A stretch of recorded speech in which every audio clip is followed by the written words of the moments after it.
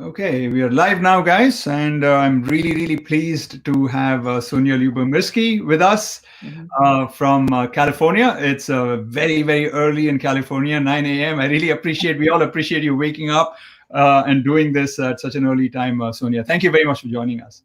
Thank you, Raj. I'm really happy to be here. Pleasure to talk to you this morning. Okay, all right, wonderful. So just before we went live, we had a little chat. You and Elena were exchanging some notes on where you were born and all that. So I actually had forgotten that you were born in Russia. But now that you mentioned it yesterday when I called you and it went straight to your voicemail, the way that you pronounced your last name was very Russian, I felt. Oh yeah, it's a Russian word, Lyubomirsky, and it means love and peace. Oh yeah. So, kind of appropriate, I guess, for someone who studies happiness. So happiness, do you think lies at the intersection of love and peace? No, not necessarily. It's just that obviously they're very positive constructs. Right. Love is very important to happiness. Right. I mean, I totally agree. I have a good friend called Lubov. Now that you mentioned that Lubo means love, I mean, it makes sense. Lubov, yes. Yeah, Lubov. Okay. All right. Very good. So we're going to start straight away with questions, guys, because we are a little bit crunched for time. Happy Smart Happy Hour is supposed to last a whole hour, but Sonja unfortunately has only half an hour to spare for us, which is great. Okay, we'll take anything that we get from her. And meanwhile, on the side, please do tell us where you're from. Okay, please tell us where you're from, and we'll get to your questions in the last 10 minutes or so. Okay, my first question to you, Sonja, is that you're best known for this happiness pie chart, as it's often called. This idea that about 50%, give or take, of your happiness is due to genetic factors, and then the rest of it is kind of like under your control. And of that, only about 10% are due to life circumstances. And we had this guest earlier, and this guest mentioned that, what about basic needs? Don't you think that it's important that basic needs are met, and if they're not met, then people are not going to be happy? So it seems that the 10% is a lower estimate. Would you agree with that? Broadly speaking, this pie chart, can you just elaborate a little bit on it? Absolutely. And I should mention that the numbers 40, 50, 10%, my colleagues and I came up with like 15 years ago, and I haven't actually used them for 8 to 10 years because that pie chart is just constantly misinterpreted. So the way I have a new paper on it, if anyone's interested in sort of our recent thinking, the most recent thinking about the pie chart. But I guess the way I like to think about it is forget about the numbers. Just think about in terms of what are the key determinants of happiness. One of the key determinants of happiness is our genetics. And we know that's true. Some people are just born happier than others. Another key determinant of happiness is our life circumstances, how rich we are, how healthy we are we married, how old are we, and the kind of events that we've had in our life. And then the last kind of portion has to do with how we behave and how we think every day. And so I wouldn't really focus on the numbers. In terms of the question about basic needs, is absolutely, if your life circumstances are bad, if you live in a war zone in Syria, if you live in poverty, if you are really sick, if you are in an abusive relationship, you are going to be very, very unhappy. So that 10% number came from lots of studies of people who are already comfortable, so that they are, so that a little bit more money or a little bit more comfort, is not going to make a huge difference in their happiness. So I absolutely agree with that statement. Okay, wonderful. So you said that we know that genetics matters a lot, and you look like a very happy person to me. Is it true that you're genetically kind of lucked out? Yeah, I am generally. I'm not a super happy person, but I am. Yeah, maybe like an 8 or 7 or 8 out of 10 generally. Doesn't mean that I'm always happy. Yeah. But yeah, we all know people who are just sort of naturally happier. If you have kids, some of them just are naturally happier than others. Doesn't mean that we're fated to be a certain level of happiness. It just means that if your sort of set range for happiness is a little bit lower than you like, you probably have to just put more effort into being a happy person if that's what you want to do. Okay. So back to this happiness pie chart. I think that it would be fair to say that you still hold on to the view that you can actually change your happiness levels. Maybe your set point is, on the lower side, but doesn't mean you don't have a range to which you can move. So I don't know. I mean, maybe I'm going to put you on a spot here a little bit. Could you come up with a number for how much you can move? Let's say you're a 3 on a 10-point scale. How much do you think you can move? Yeah. I don't think I could answer that question, but I don't know. I mean, I don't think you can go from a 3 to a 10, but maybe like a 3 to a 7 or something like that, or a 5 to an 8. And it just has to do with effort. I mean, it's kind of like people who are kind of, some people don't have trouble keeping a low, like being thin, they don't, and other people like have to work really hard to maintain their weight, right? So it's a little bit like that. But I mean, I have actually a story from my own life. It's not about happiness, it's about another facet of personality, which is extroversion, which is very much related to happiness, actually. But I used to be like pathologically shy and I guess you'd say introverted. I just could not even talk to people. And through basically a force of will and a lot of effort, I just decided I didn't want to be that anymore. I just really wanted to be more social. And I just made myself like talk more. I still remember in college, like in sections, just forcing myself to say at least one thing at each section. And I say this to my students now because lots of students have the same issue. And they have a lot of interesting thoughts, but they're just not saying them. Anyway, so through force of will, I changed my personality from like being a huge sort of extreme shy introvert to being like a extreme extrovert. And now I can walk into a party and pretty much talk to anyone. Now that's rare, but it just shows you that anyone who really, really wants to can change their personality or their happiness. Okay. So, I want to kind of talk a little bit about how you can change your personality and how you can change your happiness. You have lots of different recommendations for people as happiness activities. And I do want to talk a little bit about another concept you have, which is the personality and activity fit. Some activities are, easier for some people and so on. But broadly speaking, if you were to be asked, okay, what are the top 3 things that generally tend to have a big effect on happiness and are also relatively easy to do? Everything is going to be somewhat tough. It's going to take discipline, but are going to be relatively low-hanging fruits. What would be the top 3?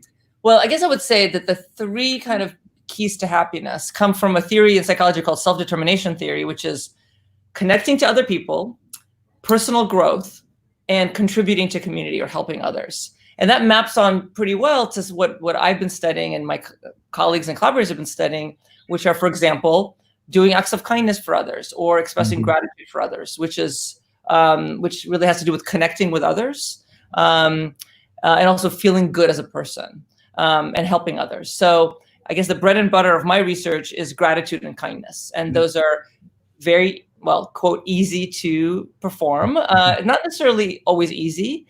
Gratitude, for example, is not necessarily easy. Sometimes it's hard to really feel genuine, sincere gratitude, and you don't really want to force yourself, because if you force yourself, that could backfire. Doing acts of kindness for others, supporting others. I mean, we all know what that means. It doesn't just make the other person happy, it makes you happy. As it's something that kids can easily do and really enjoy doing as well. So we do, in my lab, we do experiments where we randomly assign some people to say, write a gratitude letter every week, and other people, we ask them to do new acts of kindness every week, and then we follow them across time and measure how happy they are or how connected they feel, etc. Okay, so connecting to other people, being kind to other people, and personal growth. What about autonomy? I mean, don't you think that's important too? Isn't that part of the self-determination theory? Yes, absolutely. So actually, there's a kind of different ways of thinking about it. I was once on a TV show and I was asked, like, what are the 3 secrets to happiness? And is a question I don't really like, but I said, well, if I had to if you put me on the spot right now, I would say relationships, which is sort of connecting to others, positive thinking, which is sort of any kind, which includes gratitude, includes optimism. And the third one is sort of a sense of autonomy or control. Right. Now, there are cultural differences. I think in Western individualist culture, there's much more of a focus on having a sense of control, autonomy, agency. But I think in any culture, by autonomy, it doesn't mean that you have control over every minute of your day or over like everything in your life. But it could be some small way that you might control what you do, or certainly you have control of how you think. So yeah, I think autonomy and control are very important too, especially in Western culture. Okay, so what about forgiveness? And I mention it because I know over time I've realized that that's a very important part of things for me in order to boost my happiness. But it's also one of the things that I really struggled with. It wasn't, to put it in your words, I think a good fit for me as an activity. And I think in your book you mentioned that can be tough for a lot of other people too, to let go and forgive. So can you just tell us a little bit about forgiveness and why it's important, and how can you kind of get to do it even if it's somewhat tough? Sure. Well, there's quite a bit of research showing that, people who are prompted or sort of to try to forgive sort of the transgressors in their life, maybe often it's one person that they choose to forgive. They do feel happier and less, maybe less sad, less anxious. So I do think it's a very powerful strategy. It's not a great fit for everyone for lots of reasons. Maybe you don't have some major person in your life that that has really hurt you. I think most people do, but not everyone. And I'm a little, I don't know if this is different from most scientists, but I would say that there's certain people that shouldn't be forgiven, and that there's certain acts that shouldn't be forgiven, and that I would rather maybe stay less happy than forgive sometimes. So it's not a great fitting strategy for me either. So it kind of has to do with what your goal is, right? If your goal is to be happy, then forgiving is an important thing to do. My goal is not always to be happy. Sometimes I choose to remain unhappy about certain things. So it's not for everyone, but I think for lots of people, and I do this actually in my classes, I will ask people to do kind of a forgiveness exercise where they choose someone and they write a letter to that person, sort of talking about how they feel and how they've forgiven them. Doesn't mean that they have to reestablish the relationship. It doesn't mean they have to condone what the person did. Forgiveness is something that's just sort of in your head. They don't share the letter because that often is not necessarily a good idea. Sometimes that person is not even in their life, or maybe they've passed away. And actually reading those letters is very powerful because students in my classes just have these incredible experiences. And often it's like, my father left my family when I was 3 years old and I've never seen him again, but I forgive him. So, so it's a powerful strategy, but it's not for everyone. That's interesting that you said that, sometimes you choose not to be happy. I don't know if anybody would have expected that from one of the top happiness researchers in the world, that sometimes I don't prioritize happiness.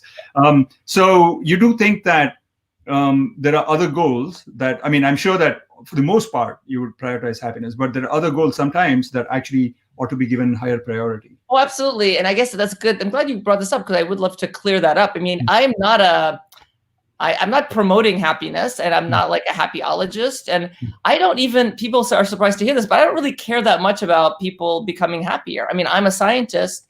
What I'm interested in is a basic science question. And that's about how does happiness shift over time, both up and down? Now, a fringe benefit of that research is that it has implications for what people can do in their daily lives to become happier. But I don't think everyone should be happy. Lots of people don't want to be happy, or maybe they're already happy enough. Or maybe there's some people who feel like they see the world as it really is. The truth is, of course, the world is both a terrible place and it's a wonderful place at the same time. So you have to kind of sort of choose what to like look at. But they feel like they see the world as it really is. They don't really want to see the world in a more positive way. I think that there's lots of benefits to happiness, right? Happier people have better social support. They are healthier. They're more creative. They have more energy. So I certainly think for myself, like I like the idea of sort of improving happiness for myself, but that really has nothing to do with my research. And definitely there are times we all actually sometimes like to sort of wallow in sadness, for a bit. And it's just that negative emotions are very important and very functional and adaptive. They're only maladaptive and dysfunctional when they're really acute or when they're really chronic and they don't go away. But certainly experiences of negative emotions are an important part of life as well. Yeah. And I think that part might be, you were born in Russia, you were there until 10. And some of my favorite authors in my life are Russian authors, like Dostoevsky and Turgenev. I don't know if you've heard of Turgenev. Yeah. So they're very like sad stories, but they move you and make you, I don't know, deep, and soft and emotionally cry, but it's beautiful. Absolutely. And, we read books, we watch movies that make us, that we want to feel deep emotions. And I think that's part of human nature. And I was talking to someone the other day about what's happening now with COVID, with George Floyd protests and lots of anger, lots of fury, lots of sadness, lots of, people suffering because they've lost their jobs or because of racism. And, and we were talking about how really feeling empathetic for people who are suffering is a good thing. It might make you feel very, very sad or very, very angry, but it might lead you also to be more grateful for what you have. It will lead you to feel more compassionate for others and to help others. So So absolutely, there's sort of times to be happy and there are times to be sad, or there are times to be anxious. Sometimes we need to be anxious because something important is coming up and we need to prepare for it. Oh, we need to be afraid because that will make us be more careful. And anger, of course, can really fuel, sort of the energy and the motivation to sort of change the world. Okay. So this might be somewhat confusing for some of the listeners, at least, that, so here's a happiness researcher, not necessarily saying that happiness is what you got to prioritize all the time. And so I want to ask you a question that might clarify.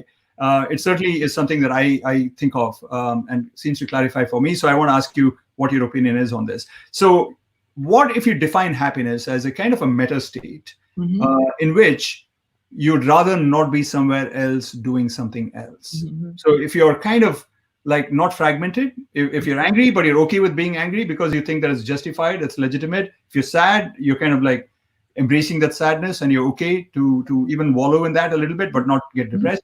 Do you think that makes sense as a definition of happiness? Yeah, it totally makes sense. Actually, I love what you said, because my favorite definition of happiness actually comes from something that Danny Kahneman, who's a Nobel Prize winner and has also studies happiness, said once in a talk. And I don't know if he ever repeated this or wrote this down, but I just remember this line. And he said, I'm happy when I want to continue doing what I'm doing.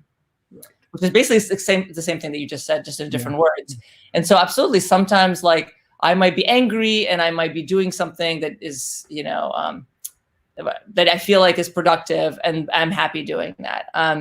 But having said that, I mean, we're sort of talking about negative emotions, but most of happiness has to do with positive emotions, and you might feel inspired. You might just you might be in flow, which is sort of the state of complete absorption into something, whether you're listening to music or having a conversation or doing your work. You might feel, just content and grateful, or you might feel enthusiastic about something, or just really tranquil and peaceful, as like a lot of people feel when they're meditating or when they're just, thinking.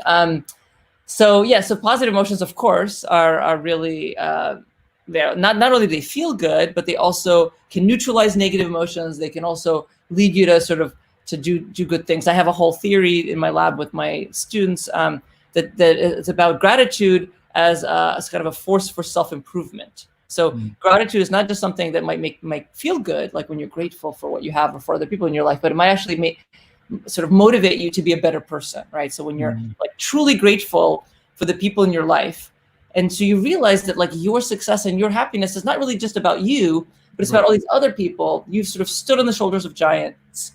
That it makes you feel, when you're truly genuinely grateful, it makes you want to pay back. It makes you want to make your benefactors proud of you, right? Or prove yourself worthy of your mentors or your parents or your teachers or your coaches or your friends. And so it makes you want to be a better person and also help others, or be healthier, or be kinder, or work harder. And so it's not just, so actually what we study is not just about happiness. It's also about sort of some of the benefits of those kind of positive states, and sort of the benefits of happiness beyond just feeling good. Awesome. Thank you very much, Sonja. So, this has been such an engaging, engrossing conversation. I actually wanted to say that when you mentioned flow states and examples of it, I wanted to say that right now, for example. So we are at 11:18, and I know that we only have half an hour with you, and I do want to devote some time and attention to the questions that are coming up. So Elena, you've been monitoring it, and at some point I'll turn it over to you. I have a couple of very quick questions for you, hopefully quick questions. So one of those is about kind of going back to the forgiveness thing. You said sometimes you don't want to forgive, but I'm reminded of this story that you have, I think, in How of Happiness, about your colleague in the PhD program who went to South Africa. And I believe it was an undergraduate at Stanford. Undergraduate at Stanford. Can you tell us a little bit about the story? By the way, I mean, it's a very touching and moving story, guys. Okay, so I don't know where I was going with that, but anyway, yeah. So Sonja, can you tell us? If I can remember it, an undergraduate went to South Africa to work there, and I mean, it's a long story, but what happened was she was stoned to death by a group of young boys, basically. And her parents ended up coming back to South Africa, befriending her killers, and actually working with them to create sort of programs for young boys, men, to kind of turn their trajectories into sort of more positive trajectories. And it's kind of amazing. And it's there's lots of stories like that, where people have sort of decided to forgive. Yeah, and I think to forgive your child's murderers is like, I don't know, it's probably the hardest thing, right? You could imagine anyone doing. And that is really inspiring. And so they turn this incredible tragedy, this incredibly bad thing in their life into something positive. And I know I have also a colleague that, I mean, you hear stories like that where there's a tragedy and someone, they decide to sort of change the world. A colleague whose baby died because of a crib defect. And so they decided to sort of commit themselves to changing sort of that industry, making sure that never happens again to someone else. But the forgiveness is, that's the top of my list of sort of the most difficult things that someone could do. And so I don't think I could have done that myself, but they did, and they turned. So not only I presume that they're happier, but also that they've like made a real difference in other people's lives. Yeah, I agree with you. I don't know if I'd be able to bring myself to do that. The only way in which I could even conceive of myself being able to be so, I guess, large-hearted and forgiving is if I really kind of understood what I think is a very true statement. And this sounds grammatically wrong, the statement, but it's actually not grammatically wrong. And the statement is, or sentence is, hurt people, hurt people. Hurt people, hurt people. And so, these people who stoned her, right? They're probably from backgrounds of abusive parents and so on. And so, these parents of this girl, your undergraduate student, probably recognize that these guys, they probably are coming from a bad place themselves. So they're hurting inside, and they didn't have any other outlet, and they just happen to take it out on their daughter. But let's try and improve their background, right? Exactly. And it's so hard because this happens all the time, right? Like with bullies, right? Often, they're themselves likely in pain, and that's why they're bullying others. But it's very, very hard. It's kind of like when they go low, you go high, right? It's very hard for us. I certainly have trouble with that. If someone hurts me for any reason, and I maybe intellectually I know they're not doing very well themselves, and that's why they're doing it. But it's hard, right, to sort of get past that, to go high when they go low. So so I'm very inspired by people like that. Right. So we spent a lot of time on forgiveness, which wasn't part of the plan, but it's good that we did that. But I want to kind of like maybe go to the diametric opposite of forgiveness and all the sadness and everything, and get into love and relationship and passion and so on. So can you just summarize for us a little bit about, this idea of passionate versus companionate love, and there's two kinds of love, and passionate love kind of dies out pretty quickly for a vast majority, maybe 99% of the people within a couple of years at most. What can we do to revive it? Any tips, suggestions, anything that you found? Right. Well, first I want to say that connecting with others or relationships with others is, it really is what makes life worth living. Is really, I think, the key to the biggest key to happiness. And so I've written my book, The Myths of Happiness. I talked about passion. There are different kinds of connection, and one has to do with passion, and the companion versus passionate love is basically the two forms of love where passion is kind of like that honeymoon period of your relationship. Companion is more like deep warmth and friendship and intimacy. That's also wonderful. But I have this piece actually in the New York Times about how sort of passion doesn't last, and it got a lot of attention because some people were not happy about sort of finding that out. I still remember going to see my pediatrician with my kids, and she's like, "Oh, I saw your article," and my friends and all, we all got together to discuss it and whether it was true.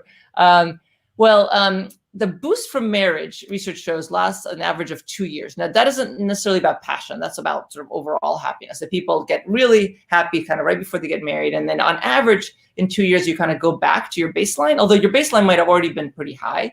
That is an average, and obviously there are individual differences. With passion, I mean, one way I like to describe it is, passion is about sort of novelty and surprise and learning, when you first fall in love and you're sort of learning every day about the new person. But when things are kind of the same, once you've been together for a long time, then it becomes sort of, not as exciting and novel. And also when your spouse or your, significant other, when they become kind of part of family, it's almost like, I hate to say this, people hate to hear this, but it's almost like the incest taboo kicks in, because you're, your family. So you're almost like too familiar. Having said that, there are individual differences. And I certainly, there are cases of couples that really have very strong passion their entire lives. One exception that actually is not so positive is that when a relationship is really up and down, you break up, you get back together, or you have a lot of fights, or even worse, it's an abusive relationship kind of that's up and down, then you can maintain passion. Now, that is not the way to maintain passion. Really, it's very, very difficult, but you really have to inject sort of surprise and novelty and variety into your relationship, which is very hard. I mean, yes, you might learn new things together, travel together, grow together in different ways. I don't think that's necessarily 100% antidote, but that's better than if you sort of have the same kind of life. You do the same thing every weekend, and yeah, you have to. It's hard to inject surprises into your daily life, but I think it is possible. So it seems like there's a trade-off here, right? I mean, on the one hand, you have familiarity and common memories and all that is going to lead to companionate love, but it's going to kill passionate love. And it almost seems to be built into the system a little bit, and which is why maybe people cheat, and which is why people fantasize and so on. Yeah. Interesting topic. Yeah. Yes, okay. Absolutely. But I think that, but I do want to say that intimacy, that warmth, that deep friendship, that knowing each other so well is really wonderful, in itself. So, and I think lots of people think that is really their main priority. Mm-hmm. All right. Yeah. So hopefully you kind of grow old and then you lose the passion anyway. And then now you have the companionate relationship. Yeah. Okay. All right. So here we go. So I'm going to bring up Elena, and we don't have a whole lot of time. So Sonja, I think we have about 5 minutes, and you can spare another 1 or 2 minutes just to finish up questions. That would be awesome. So over to you, Elena.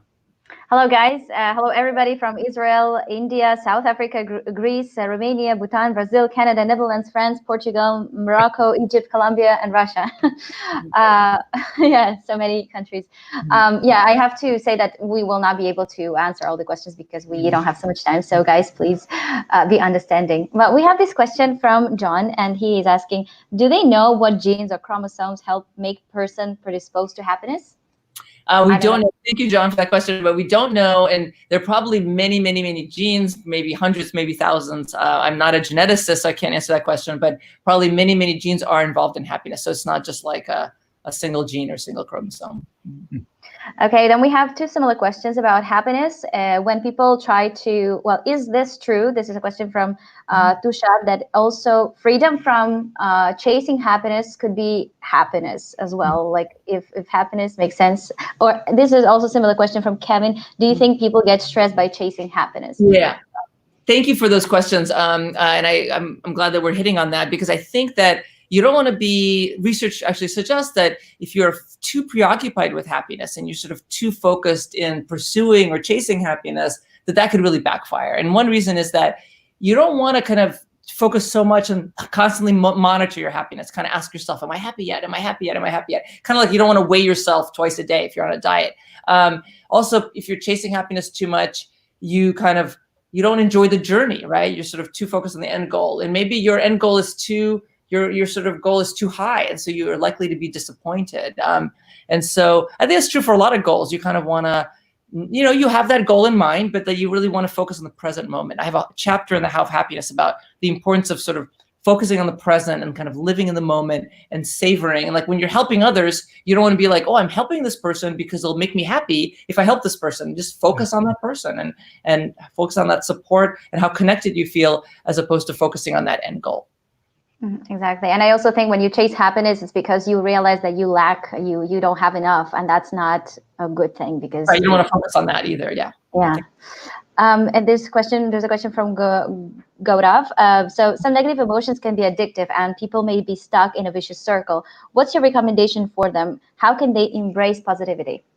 Oh, you mean people who are kind of, people maybe who are ruminating and they keep wallowing in negative emotions. And actually for 10 or more years, I actually did research on rumination, which is dwelling. Basically, it's like when you're kind of going in circles, you kind of keep, you're focused on your problems, and then you feel bad about it. And you're trying to like solve your life's problems, but you're going from like A to B, back to A, back to B, back to A.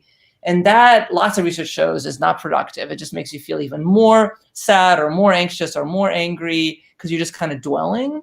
But it's hard to get out of that sort of mindset. And so there's lots of strategies about how to get out of it. Like you really want to try to distract, focus on something positive, because positive emotions can be an antidote to negative emotions, can kind of neutralize that dwelling. And it could just be distract yourself by taking a nice walk or having a piece of chocolate or even like, I don't know, and watching a funny TV show. But yeah, that wallowing in the negative is not productive. So I have a kind of a follow-up question to that. Sometimes I ask, I have my students ask me this question that Professor Raj, you talk about happiness, and I actually felt happier yesterday, but I also felt a little bit of anxiety that this happiness is not going to last. And so I willed myself into becoming sadder because, I'd rather not have so I'd rather not have this phenomenon where I'm happy, but, I end up kind of like losing it. And that would make me feel worse. So I might as well be unhappy to begin with. Yeah, that's so interesting. Yeah, I mean, I guess I would say it's hard, but sort of to accept that life is very rich and multifaceted, and we all have moments of happiness and sadness and negative emotions, and those are both part of you, right? All of those are part of your identity and part of your life, and it's okay to feel happy for an hour and then not to feel happy for 5 hours, and that's just part of life. So it's not, there should ideally not be any kind of pressure or expectations about any of our emotions, that they're just natural and it's human to experience all of those emotions, and we accept them. And once we sort of accept them, then I don't know, maybe we sort of allow more opportunities for sort of positive emotions to happen. Okay, and so one last question, maybe, Elena, right? I was thinking also, right, when you say like you're thinking, if you're happy right now and you're thinking that this cannot last, that you're kind of interrupting your being happy because you're not really fully enjoying, you're not fully present, right? If you're thinking this is going to end. Absolutely. Well, there were some questions about how many coffees have you taken today, Sonja, because you feel so energized today and so active. I don't know if you want to answer that question. Yeah. We actually have on Saturdays we have family coffee, because I have 4 kids from ages 7 to 21, but the 2 oldest we haven't had that yet. So I'm really looking forward to it. You can't go to the coffee shop anymore, obviously. So where I live, and so we sort of brought it to our house, and so we set up like a little place, and we have the newspaper. And anyway, so I'm looking forward to that. But so this is Sonja without the coffee. Okay. Yeah. Well, I can be very energetic for half an hour. Awesome. All right. So we have another question, Elena, last one, and then. So many, I don't know which one to pick. Well, for example, can you be happy if you cannot accept not to be happy? Well, I think that's similar to what we were talking about. I mean, I think, again, both happiness and unhappiness is part of being human. And sometimes it's important to be unhappy because it serves as a contrast effect. We can't really ever appreciate being happy if we're never unhappy. And because unhappiness can sometimes fuel or inspire us to do better, or to sort of change things in our life or other people's lives for the better. So unhappiness is not necessarily a bad thing. So I think once we sort of realize that, then we can kind of accept all the different emotions in our lives. But happiness, people, as I mentioned before, like happier people are more creative and more productive, and they have stronger immune systems, and they tend to have better relationships as well. So I do think it's an important goal to work towards, if that is your goal. Thank you, John, for the question. Okay, so we're at 11:33, guys, here in Texas. And Sonja, thank you very much for joining us. It was an awesome half an hour, and I think we covered a lot of topics in this short time. And I hope that you guys tuning in, you enjoyed it and also benefited from it. Please do continue to post your comments, and I'll try to get to as many of them as I can. Okay, so thank you very much again, and bye-bye.